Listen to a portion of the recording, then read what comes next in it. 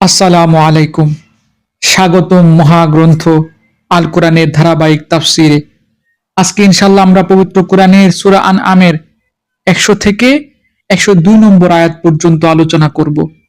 এই আয়াতগুলোতে মহান আল্লাহ রাব্বুল আলামিন বলেন, পথভ্রষ্টরা জিনকে আল্লাহর শরীক মনে করে, অথচ আল্লাহ তাআলাই জিনদের পয়দা করেছেন।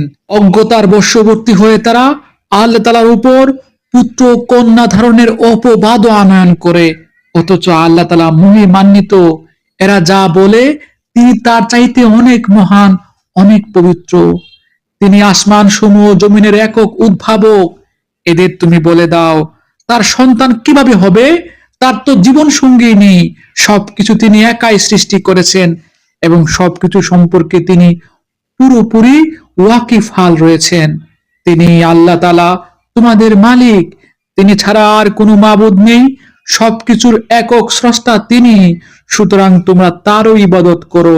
সবকিছুর উপর তিনি চূড়ান্ত তত্ত্বাবধায়ক বটে। আলহামদুলিল্লাহ। চমৎকার তিনটি আয়াত। আমরা জানি অনেক সময় মানুষ অজ্ঞতা বা কুসংস্কারের কারণে আল্লাহর সাথে কোনো সৃষ্টিকে শরীক মনে করে। কেউ জিনকে বা কেউ অন্য কোনো প্রজন্মকে আল্লাহ রাব্বুল আলামিনের সহকারী বা সন্তান মনে করে। কিন্তু আল্লাহ রাব্বুল আলামিন আমাদের আলোচ্য আয়াতগুলোতে স্পষ্ট ভাষায় জানিয়ে দিয়েছেন তিনি মহিমান্বিত। তিনি স্ত্রী সন্তান থেকে সম্পূর্ণ মুক্ত। এর প্রথম কারণ হলো আল্লাহর সৃষ্টিশীলতা। মহান আল্লাহ রাব্বুল আলামিন আসমান ও জমিনের স্রষ্টা। তিনি সবকিছুর উদ্ভাবক। যদি আল্লাহ রাব্বুল আলামিনের স্ত্রী সন্তান থাকতো তাহলে তার সৃষ্টিশীলতায়, তার রাজত্বে বিশৃঙ্খলা প্রকাশ পেত।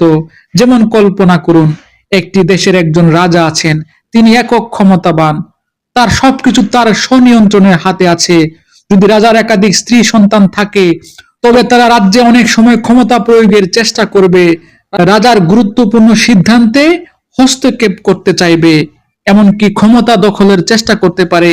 এভাবে পৃথিবীর শত শত রাজা রাজত্ব ইতিহাসে ধ্বংস হয়েছে। দ্বিতীয় কারণ, আল্লাহ রাব্বুল আলামিনের অমরত্ব, নিখুঁত একত্ব। আল্লাহ রাব্বুল আলামিনের জীবন সীমাহীন। তিনি কখনো জন্মগ্রহণ করেননি। যাদের জন্ম আছে, যাদের মৃত্যু আছে, তারা সীমিত, তারা পরনির্ভরশীল। তৃতীয় কারণ, কোন সৃষ্টি আল্লাহর শরীক হতে পারে না। মানুষ বা জিন যে কোনো কিছু সৃষ্টিকে আল্লাহ রাব্বুল আলামিনের সঙ্গে সমান ধরা নির্বুদ্ধিতা। যিনি সবকিছু সৃষ্টি করেছেন, যার সবকিছু নিয়ন্ত্রণে আছে, তাকে কোনো সৃষ্টি কখনোই সাহায্য করতে পারে না। সুতরাং আল্লাহ আমাদের একমাত্র মালিক ও নিয়ন্ত্রক। তার কোনো শরীক নেই। আমাদের উচিত শুধুমাত্র তারই ইবাদত করা। আল্লাহ রাব্বুল আলামিন আমাকে সহ আপনাদের সবাইকে আজকের আলোচ্য আয়াতগুলো থেকে শিক্ষা গ্রহণ করার তৌফিক দান করুন। এই প্রত্যাশা এখানে শেষ করছি। ধন্যবাদ।